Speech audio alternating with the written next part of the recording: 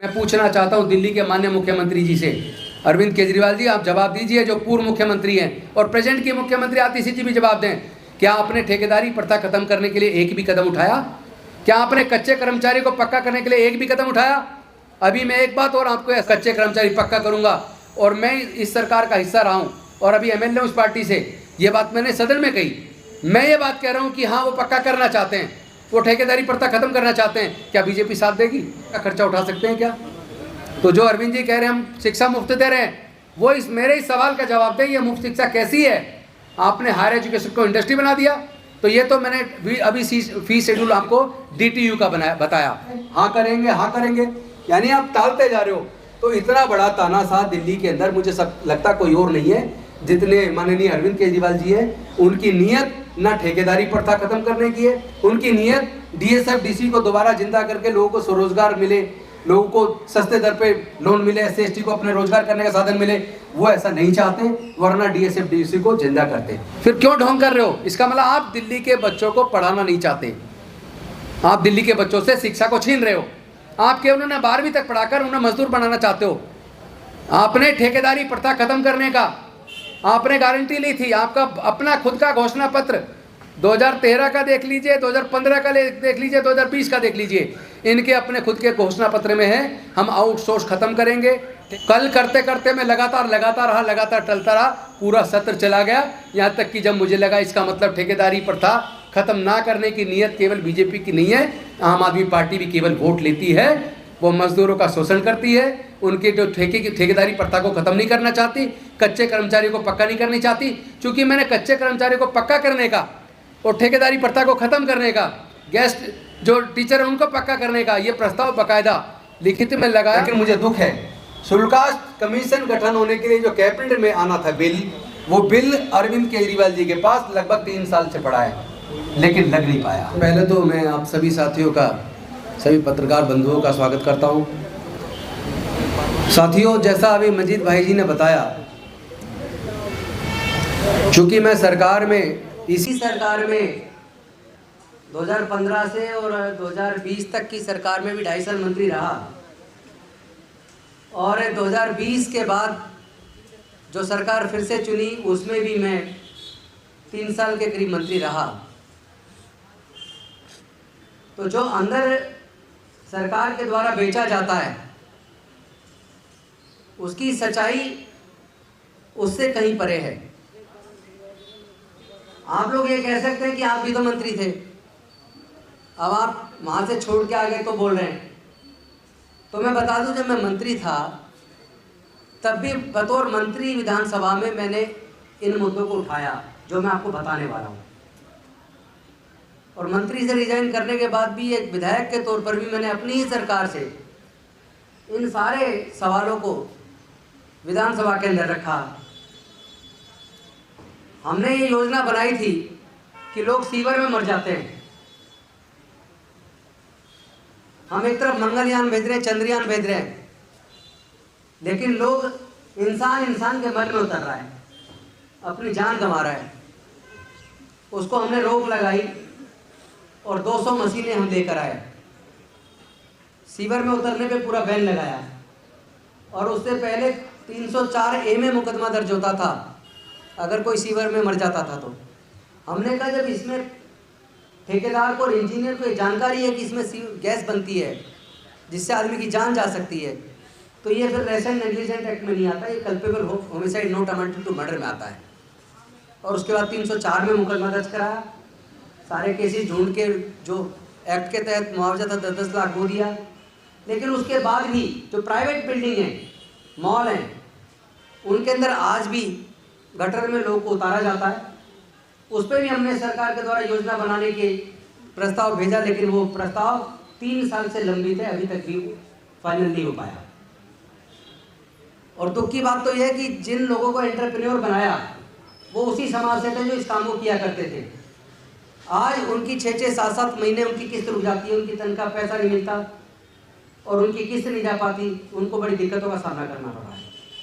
साथ ही साथ Delhi schedule caste, schedule tribe, OBC, minority, handicap development finance corporation, ये दिल्ली सरकार का एक निगम है जिसके द्वारा दिल्ली के SC, ST, OBC और माइनॉरिटी को अपना स्वरोजगार करने के लिए बहुत ही सस्ते दर पर लोन दिया जाता था। अपनी गाड़ी लेने के लिए बस, पहले लोगों ने बसें भी लगाई, इससे लोगों ने RT भी लगाई, लोगों ने तमाम तरह के छोटे मोटे उद्योग धंधे किए उसी DSFD से लोन लेके। मैंने सरकार से कहा कि आप पहले तनख्वाह गारंटी रेट से देते थे, आजकल आप तनख्वाह नहीं दे रहे, आपने गारंटी रेट बंद कर दी। और जो कॉर्पस 100 करोड़ मिलना था, केंद्र सरकार ने 50 करोड़ देना था, 50 करोड़ दिल्ली सरकार ने देना था। ना तो केंद्र की सरकार ने अपना पूरा पैसा दिया, ना दिल्ली की सरकार ने दिया। मैं उनसे मांगता रहा लेकिन वो टलता रहा। आज हालत यह है, DSFDC में 11 महीने से इस डिपार्टमेंट के कर्मचारियों को तनख्वाह नहीं मिली है और पिछले 1 साल से भी ज़्यादा समय से कोई लोन नहीं मिला। तो जो लोग रोजगार कर लिया करते थे DSFDC से लोन लेकर, department SC, ST, OBC, minority, handicapped को कवर करता है, 90% लोगों को कवर करता है, लेकिन उस विभाग पे पैसा नहीं है।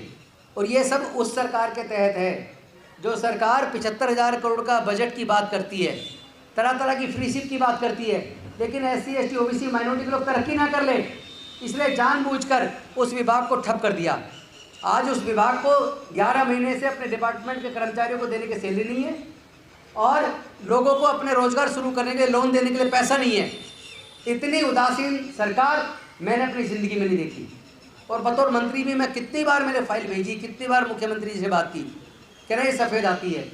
मैंने कहा सफ़ेद आती नहीं है, ये गरीब लोगों को रोज़गार करने का एक साधन है।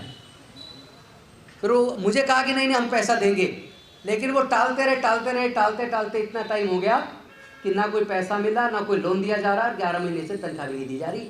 हाई कोर्ट ने कंटेम्प्ट ऑफ कोर्ट लगा दी है, उसके बाद भी अभी तक पैसा नहीं मिला है। इसके साथ साथ जो सरकार कहती है हम बच्चों को फ्री पढ़ा रहे हैं, हम तो हेल्थ एजुकेशन में हमने तीर मार दिए। उसका मैं मॉडल बताता हूँ। 12वीं क्लास तक पढ़ने के बाद क्या कोई बच्चा कामयाब हो पाएगा? कुछ मिलेगा उसे? बच्चा बनता है कुछ, उसका भविष्य बनता है हायर एजुकेशन से।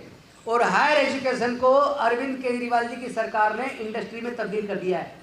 ऑन रिकॉर्ड कह रहा हूँ मैं आपको, उसमें कोई भी हायर एजुकेशन में स्कॉलरशिप नहीं है दिल्ली सरकार की, उसका पैसे का खर्चा ही नहीं उठा सकते। 99% SC, ST, OBC और माइनॉरिटी दिल्ली सरकार के खुद के कॉलेज के, engineering college, medical college, law college, उनका खर्चा, उनका फीस नहीं दे सकते दिल्ली सरकार के अपने कॉलेज। मैं उसका फीस चार्ट आपको पढ़ के बताऊंगा और आप देखना कि मेरी बात में कितनी सच्चाई है और कितनी झूठ है। इसकी बेकल आप चाहे तो इसकी पूरी जानकारी सरकार से मांग लो, मुख्यमंत्री जी से पूछ लो। साथियों, दिल्ली सरकार का दिल्ली टेक्नोलॉजिकल यूनिवर्सिटी है सावा डेरी में, इंजीनियरिंग कॉलेज है, उसमें 1 साल की फीस बीटेक की 2,40,000 है, सॉरी 2,36,700। बीटेक की 1 साल की 2,36,700, 4 साल का कोर्स है। इसमें किताबों का खर्चा शामिल नहीं है, हॉस्टल का खर्चा शामिल नहीं है, खाने का खर्चा शामिल नहीं है, ट्रांसपोर्ट शामिल नहीं है। उसको शामिल कर लो तो 1 साल के लिए कम से कम चाहिए 3.5 लाख। तो 4 साल का कोर्स करने के लिए 14 से 15 लाख रुपया चाहिए। क्या SC, ST, OBC और माइनॉरिटी के 99% लोग और जनरल कैटेगरी के भी क्या 75% लोग ये 14-15 लाख का खर्चा उठा सकते हैं क्या? तो जो अरविंद जी कह रहे हैं हम शिक्षा मुफ्त दे रहे हैं, वो इस मेरे ही सवाल का जवाब दें, ये मुफ्त शिक्षा कैसी है? आपने हायर एजुकेशन को इंडस्ट्री बना दिया। तो ये तो मैंने अभी फीस शेड्यूल आपको DTU का बताया, दिल्ली टेक्नोलॉजिकल यूनिवर्सिटी। दूसरी Netaji Subhash university of technology, वहाँ से बीटेक का कोर्स 1 साल का 2,40,000 और बैचलर ऑफ आर्किटेक्चर का 2,51,000 1 साल का, 4 साल की डिग्री है। इसमें भी हॉस्टल का, किताबों का, ट्रांसपोर्ट का, बाकी कोई खर्चा शामिल नहीं है। अब आ जाइए ट्रिपल आईटी दिल्ली, 4,50,000 रुपया 1 साल की फीस है, पर सेमेस्टर 2,25,000। अब मैं पूछना चाहता हूँ, ये 4.5 लाख तो केवल फीस है, इसके बाद हॉस्टल का खर्चा, खाने का खर्चा, किताबों का, ट्रांसपोर्ट का, बाकी खर्चे जोड़ लें तो कम से कम 6 लाख 1 साल का, 4 साल की डिग्री, 6 चौक 24 लाख रुपया चाहिए। क्या 24 लाख का खर्चा बच्चे का एक इंजीनियरिंग कराने का ट्रिपल आईटी दिल्ली से, क्या कोई परिवार, सामान्य परिवार, SC, ST, OBC, माइनॉरिटी तो छोड़ो, जनरल कैटेगरी का भी क्या 75% बच्चा ये खर्चा उठा सकता है क्या? इसके बाद SEU 1,91,300 रुपये। अच्छा, DTU का सेकेंड ईयर का 2,46,700, थर्ड ईयर का 2,66,700, फोर्थ ईयर का 2,86,700, यानी हर साल का बढ़ भी रहा है। अभी मैंने वो नहीं बताया आपको। NSUT second year 2,50,000, third year 2,70,000, fourth year 2,90,000।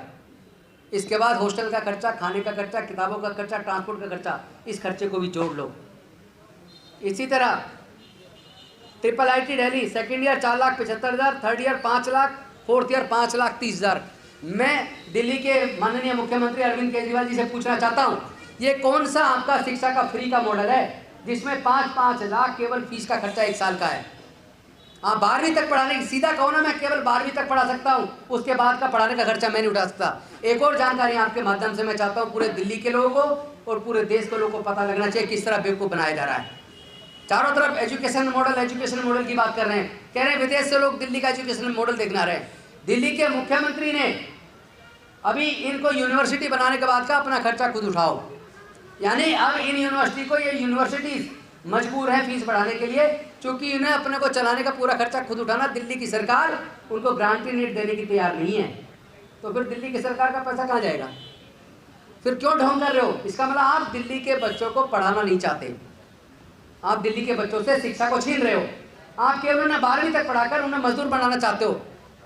आपने ठेकेदारी प्रथा खत्म करने का आपने गारंटी ली थी, आपका अपना खुद का घोषणा पत्र 2013 का देख लीजिए, 2015 का देख लीजिए, 2020 का देख लीजिए, इनके अपने खुद के घोषणा पत्र में है हम आउटसोर्स खत्म करेंगे, ठेकेदारी प्रथा खत्म करेंगे, और ये जितना शोषण ठेकेदारों को थ्रू हो रहा है इसको खत्म करेंगे। जो लोग कॉन्ट्रैक्ट पे काम कर रहे हैं या गेस्ट टीचर काम कर रहे हैं या दूसरे विभागों में कॉन्ट्रैक्ट पे काम कर रहे हैं उनको पक्का करेंगे। मैं पूछना चाहता हूँ दिल्ली के माननीय मुख्यमंत्री जी से, अरविंद केजरीवाल जी, आप जवाब दीजिए, जो पूर्व मुख्यमंत्री हैं और प्रेजेंट की मुख्यमंत्री आतिशी जी भी जवाब दें। क्या आपने ठेकेदारी प्रथा खत्म करने के लिए एक भी कदम उठाया? क्या आपने कच्चे कर्मचारी को पक्का करने के लिए एक भी कदम उठाया? अभी मैं एक बात और आपके सामने में खुलासा करना चाहता हूँ। अभी पिछले साल 2024 में जनवरी और फरवरी के अंदर सत्र सबसे लंबा चला, लगभग 20 दिन। उस सत्र के दौरान सौरभ भारद्वाज एक मंत्री के तौर पर बोल रहे थे, तो उनके बीच में leader of opposition Ramveer Singh Bidhuri ji खड़े हो गए और उन्होंने कहा कि तुमने तो ठेकेदारी प्रथा खत्म करने की बात की थी, तुमने तो कच्चे कर्मचारी पक्के करने की बात की थी। मैं तुरंत वहाँ खड़ा हो गया और मैंने कहा हाँ की थी। आधे घंटे का भाषण छत्रसाल स्टेडियम का 15 अगस्त का अरविंद केजरीवाल जी का, अपना 40 मिनट के भाषण में 20 मिनट तक उन्होंने कहा था मैं ठेकेदारी प्रथा खत्म करूँगा, कच्चे कर्मचारी पक्का करूँगा, और मैं इस सरकार का हिस्सा रहा हूँ और अभी एमएलए उस पार्टी से। ये बात मैंने सदन में कही। मैं ये बात कह रहा हूँ कि हाँ वो पक्का करना चाहते हैं, वो ठेकेदारी प्रथा खत्म करना चाहते हैं, क्या बीजेपी साथ देगी? तो रामवीर सिंह बिधूड़ी ने कहा हाँ हम साथ देंगे। उसके बाद स्पीकर साहब ने कहा गौतम जी आप लिखित में प्रस्ताव लाओ, प्रस्ताव पे चर्चा कराई जाएगी, इसको पास करके एलजी के पास भेजा जाएगा। मैंने लिखित में प्रस्ताव दिया, पहले दिन वो प्रस्ताव नहीं लगने दिया, हमारी अपनी पार्टी ने, अपनी सरकार ने, आम आदमी पार्टी की सरकार ने। अगले दिन वो प्रस्ताव लग गया, कार्यसूची में शामिल हो गया। अब उस पर बहस होनी थी, लेकिन एंड टाइम पे उसको ड्रॉप कर दिया कि आज दूसरा विषय है, इसको कल लेंगे। कल करते करते मैं लगातार टलता रहा, पूरा सत्र चला गया, यहाँ तक कि जब मुझे लगा इसका मतलब ठेकेदारी प्रथा खत्म ना करने की नीयत केवल बीजेपी की नहीं है, आम आदमी पार्टी भी केवल वोट लेती है, वो मजदूरों का शोषण करती है, उनके जो ठेकेदारी प्रथा को खत्म नहीं करना चाहती, कच्चे कर्मचारी को पक्का नहीं करनी चाहती। चूँकि मैंने कच्चे कर्मचारी को पक्का करने का और ठेकेदारी प्रथा को खत्म करने का, गेस्ट जो टीचर है उनको पक्का करने का ये प्रस्ताव बाकायदा लिखित में लगाया और वो कार्यसूची में लग गया। लगने के बाद भी अगर वो ड्रॉप हुआ, फिर भी अगर वो पास नहीं हुआ, 20 दिन तक लगातार सत्र चलने के बाद भी पक्का करने का ये प्रस्ताव बाकायदा लिखित में लगाया और वो कार्यसूची में लग गया। लगने के बाद भी अगर वो ड्रॉप हुआ, फिर भी अगर वो पास नहीं हुआ, 20 दिन तक लगातार सत्र चलने के बाद भी, इसका मतलब ये स्पष्ट है कि माननीय अरविंद केजरीवाल जी की सरकार लोगों को बेवकूफ़ बना रही है। केवल वो 200 यूनिट बिजली फ्री के नाम पर, क्योंकि 200 यूनिट बिजली फ्री तो आप देख रहे हो, उसके बाद जो 400 यूनिट तक 200 से 450%, लेकिन पीपीएसी चार्ज यानी पावर परचेज एडजस्टमेंट चार्ज इन्होंने इतना बढ़ा दिया कि अब तक सब्सिडी दी है 9,000 के आसपास, लेकिन पावर परचेज एडजस्टमेंट चार्ज के नाम पे लगभग 37,000 वसूल चुकी है। तो ये बेवकूफ़ बनाने वाला जो तरीका कोई इनसे सीखे, चूँकि IRS रहे, तो कैसे इनकम को, एक्सपेंडिचर को कैसे आपको प्रस्तुत करना है ये वो बेहतर शायद जानते हैं। इसीलिए लोगों को बेवकूफ़ बनाने 200 यूनिट फ्री के नाम पर। और दूसरा, अभी चुनाव में जगह जगह जाके कह रहे हैं कि हम पानी के बिल आप चिंता मत करो माफ़ करेंगे। चूँकि पूरे जितना रीसेटलमेंट कॉलोनी है, झुग्गी बस्ती हैं या गांव हैं, वहाँ लोगों के 2-2 लाख, 2.5 लाख, 1.5 लाख पानी के बिल आए हुए हैं। 2 साल से आए हुए, और ये 2 साल से कह रहे हम इसको एडजस्ट करेंगे, अब कह रहे हैं फ्री करेंगे। 2 साल में नहीं कर पाए, अब कह रहे चुनाव के बाद करेंगे। लेकिन मैं दावे के साथ कह सकता हूँ, ये चुनाव जीतने के लिए इतनी सारी तमाम घोषणाएं करे जा रहे हैं, ये कुछ देने वाले नहीं हैं। मैं 2 बिल लेकर गया था जब मैं मंत्री बना 19 मई 2017 को। पहले से ही मैंने 2 बिल तैयार कर रखे थे। एक बिल था स्पेशल कंपोनेंट प्लान 1979 को में जो स्पेशल कंपोनेंट प्लान का SC/ST का पैसा मिलता है, उसको कोई भी अगर डाइवर्ट करेगा अधिकारी तो उसको सजा हो। और दूसरा मैं बिल लेकर गया शेड्यूल कास्ट कमीशन का दिल्ली में गठन हो। तो मुझे अरविंद जी ने कहा कि ये कॉस्मोपॉलिटन सिटी है, इसलिए स्पेशल कंपोनेंट प्लान फंड का तो बिल मैं अलाउ नहीं करूंगा, लेकिन शेड्यूल कास्ट कमीशन का बना लो। मैंने सोचा चलो एक चीज़ तो कम से कम क्लियर हो रही है, मैंने कहा जी इसको करो। और मैंने सोचा बाद में कन्विंस करके दूसरा भी कोशिश करूंगा, लेकिन मुझे आज दुख के साथ कहना पड़ रहा है कि वो मेरे को बार बार टालते रहे। अगली कैबिनेट में लगेगा, अगली में लगेगा, ये करते करते यहाँ तक हुआ एक दिन लग गया।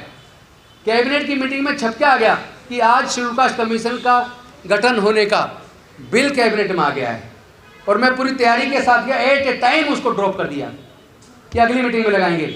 लेकिन वो अगली मीटिंग उसके बाद भी साल तक नहीं आई, और मैं बार बार कह के थक गया। मतलब मन को दुख होता है, पीड़ा होती है। अब ऐसा भी नहीं कोई आदमी एकदम से सीधे ही लड़ाई छेड़ दे। जब आप वहाँ हैं तो आप सरकार में, चूँकि बाहर रह के बोलना आसान होता है, एक NGO की तरह बोलना आसान होता है। जब आप सरकार में होते हैं तो सरकार में आपको धीरे धीरे अपने काम को आगे बढ़ाना होता है, और मैंने कई सारे काम को आगे बढ़ाया।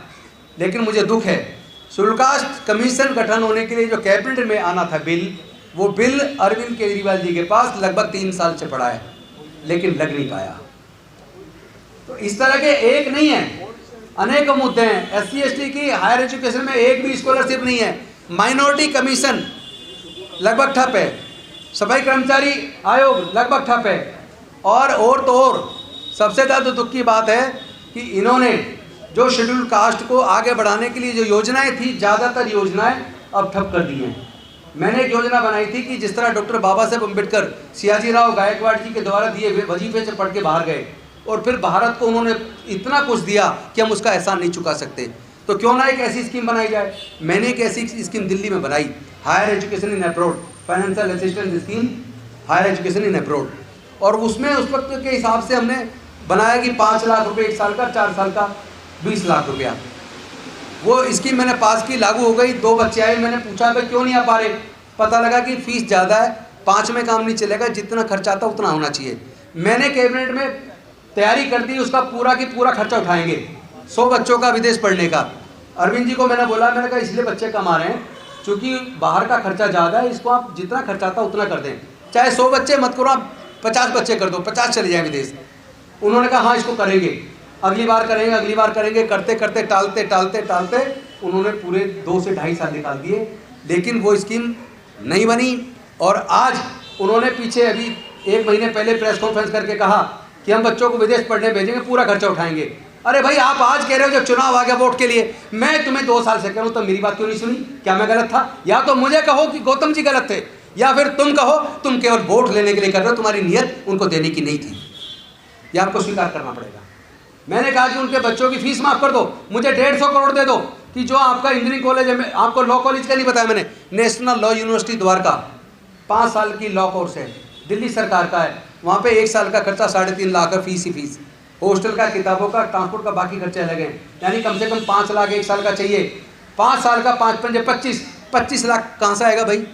SC/ST के 99%, OBC माइनॉरिटी के 98% लोग ये पैसा दे नहीं सकते। यानी कि आपका कौन सा शिक्षा का मॉडल है कि आप गरीब बच्चों को पढ़ाना ही नहीं चाहते, आप उनको बेवकूफ़ बना रहे हो। तो साथियों, मैं तो दिल्ली के लोगों, आपके माध्यम से दिल्ली के लोगों तक ये बात पहुंचाना चाहता हूं। आप लोग को तय करना है कि छोटे लालच में महिलाओं को बसों में यात्रा फ्री कर दी, 200 यूनिट बिजली का फ्री कर दिया, पानी 20 लीटर फ्री कर दिया। आपका इससे काम चल जाए तो इन्हें वोट दे दो। और अगर आपको अपने बच्चों को रोजगार चाहिए, चूंकि ये रोजगार की बात नहीं करेंगे, आज तक का रिकॉर्ड है 10 साल से ज़्यादा इनकी सरकार को हो गई, चूंकि पीछे भी 49 दिन की रही है, 49 दिन वो जोड़ लो और 10 साल की पिछली सरकार जोड़ लो। इस पूरे टेनोर के दौरान क्या इन्होंने आज तक कभी भी रोजगार देने की बात की? मतलब आप 200 यूनिट बिजली फ्री की तो बात कर रहे हो, लेकिन रोजगार देने की बात नहीं कर रहे हो। आप 2100 रुपये महिलाओं को भत्ता देने की बात कर रहे हो, लेकिन रोजगार की बात नहीं कर रहे हो। तो ये तो चलेगा नहीं। बच्चों की फीस फ्री करने के लिए मैंने इनसे कहा था, मुझे आप केवल एज ए मिनिस्टर कहा कि मुझे आप 150 करोड़ का बजट में, जब 75 करोड़ का बजट है, 75,000 करोड़, 75,000 करोड़ में 150 करोड़ क्या होता है? ऊँट के मुँह में जीरा। मैंने कहा मुझे केवल 150 करोड़ का फंड दे दो, हायर एजुकेशन में जो गरीब बच्चे पढ़ते हैं मैं उनकी पूरी की पूरी फीस सरकार से जमा करवा दूंगा। जो बच्चे विदेश पढ़ना चाहते हैं उनको 100 बच्चों को विदेश की पूरी डिग्री का खर्चा उनका विदेश का मैं अपने विभाग से मैं कर दूंगा। मुझे केवल 150 करोड़ दे दो, लेकिन मुझे 150 करोड़ नहीं दिया। इसका मतलब हमारे दलितों को, पिछड़ों को, आदिवासियों को, माइनॉरिटी को वो केवल मजदूर बनाना चाहते हैं, उन्हें मजदूर एनओ बनाना चाहते हैं, ताकि ठेकेदार उनका खून चूसता रहे। अगर आपकी मंशा होती तो आपने फूड ट्रक पॉलिसी की बात की थी, आपने क्लाउड किचन की बात की थी कि इससे रोजगार के अवसर बढ़ेंगे। क्या हुआ? Result zero. 5 साल हो गए, आपका बजट में भी आपने स्पीच में रख दिया, लेकिन रिजल्ट तो जीरो है, दिया तो आपने कुछ भी नहीं है। तो साथियों, इस तरीके से SC ST, अच्छा माइनॉरिटी का कोई मिनिस्टर ही नहीं है सरकार के अंदर, माइनॉरिटी मिनिस्ट्री है ही नहीं। माइनॉरिटी डिपार्टमेंट एक DM को दे रखा है सिर्फ। तो माइनॉरिटी के लिए कोई स्कीम भी नहीं है।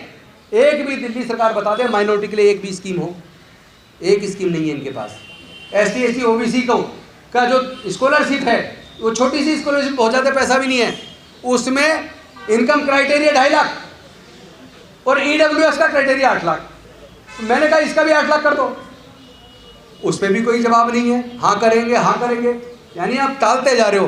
तो इतना बड़ा तानाशाह दिल्ली के अंदर मुझे सब लगता कोई और नहीं है जितने माननीय अरविंद केजरीवाल जी है। उनकी नीयत न ठेकेदारी प्रथा खत्म करने की है, उनकी नीयत DSF-DC को दोबारा जिंदा करके लोगों को स्वरोजगार मिले, लोगों को सस्ते दर पे लोन मिले, SC ST को अपने रोजगार करने का साधन मिले। वो ऐसा नहीं चाहते, वरना DSF-DC को जिंदा करते, उसको फंड देते।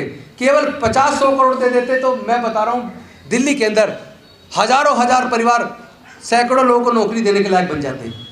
लेकिन उनकी नीयत SC ST OBC माइनॉरिटी के बारे में, उनके विकास के बारे में नहीं है। उनके जो अस्पताल चल रहे हैं, जैसे दिल्ली स्टेट कैंसर इंस्टीट्यूट, वहाँ गरीब लोग जाते हैं, उसकी पैट स्कैन की मशीन करोड़ों रुपए की बंद पड़ी है, आज तक चल नहीं रही है।